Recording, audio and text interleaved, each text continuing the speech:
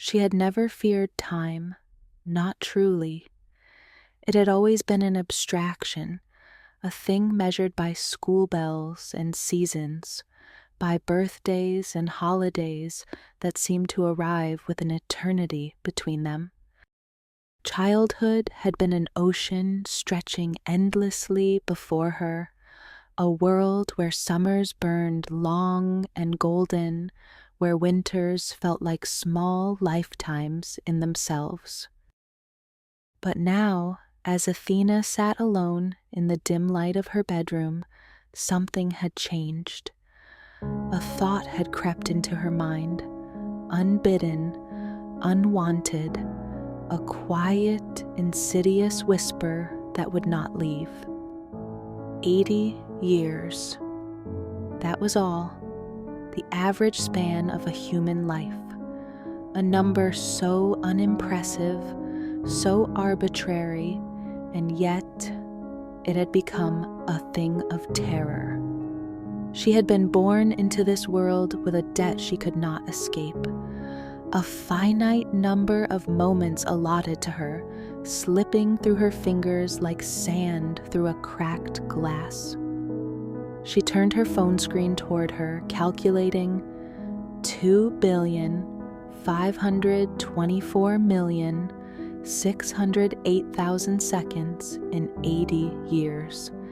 It sounded immense, incomprehensible. Yet, how many had she already lost? She was 17. 536,457,600 seconds were gone. Wasted, used up, never coming back. A deep shudder ran through her.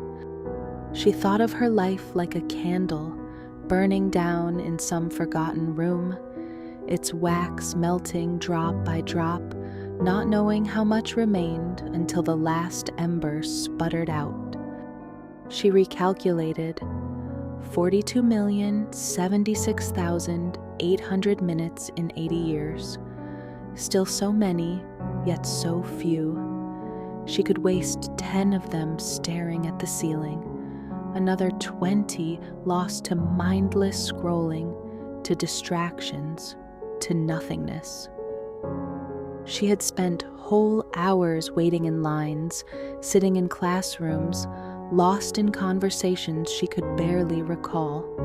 How much of her time had already been squandered? How much more would she waste? She pulled her knees to her chest, nausea creeping up her throat.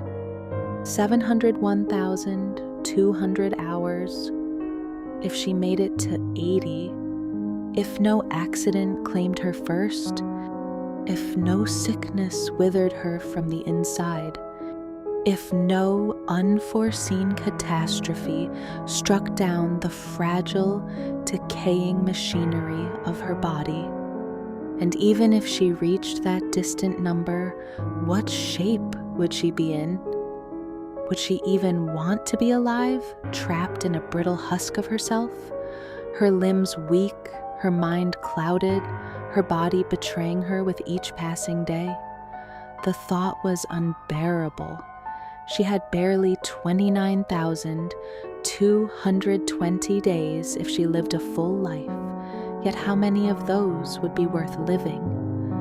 How many would be spent in pain, in regret, in decline? Her breath quickened. She clawed at her arms as though she could hold the flesh together, keep it from aging, from crumbling.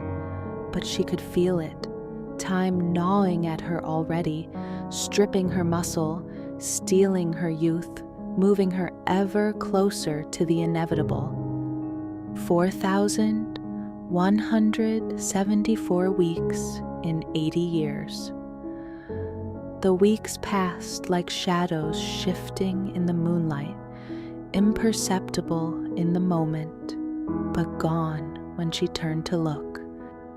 960 months in 80 years, not even 1,000. A dull ringing filled her ears. She thought of the people around her, the ones who laughed and carried on, oblivious. Did they not see? Did they not know that the time would come when they, too, would count down the remaining fragments of their existence? That they would wake up one day, old and weak, realizing that they had spent more time remembering than living? How many of them thought they had time only to find themselves standing at the edge of their own grave, realizing they had miscalculated? None of her calculations accounted for the years lost to sleep. 26 to 30 years spent sleeping. A third of her life gone before she even had a chance to live it. A dry sob tore from her throat. She could feel it now, like a presence in the room, something unseen, patient, watching. A specter that had followed her since birth, silent and methodical, neither cruel nor kind, merely waiting. Time was not hers to hold. It was not hers to keep. It would take her piece by piece, second by second, no matter how fiercely she clung to the present. And one day, it would take everything. The room seemed to shrink around her, the walls pressing in. The clock on her bedside table ticked steadily, mercilessly, an executioner's drum. She wanted to scream, but she knew there was no one to hear her. There was only time, and time did not listen. It only took forever and always. It took